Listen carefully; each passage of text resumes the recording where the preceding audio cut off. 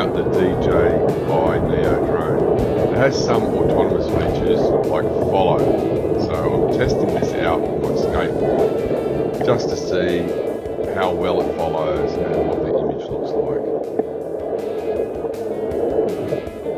It's a fairly basic drone without any active obstacle avoidance, so you have to watch where you're going to fly it. I've already crafted it in my caravan, so it's one of those things that will work well when there's no trees in the way.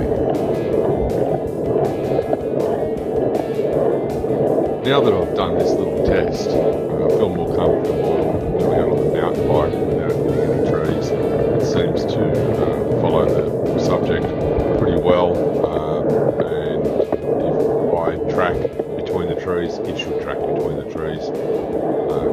We'll see. It'll be the next test I do.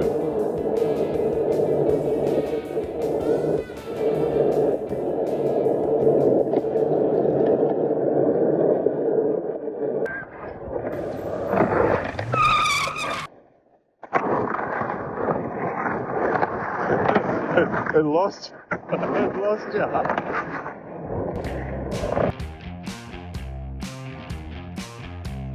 So we went into the skate park and I tried to get it to follow Angus riding the quarter pipe, but when he did the 180 turn at the top, it did a 90-degree turn and then was too slow in turning back around to follow the subject down the ramp.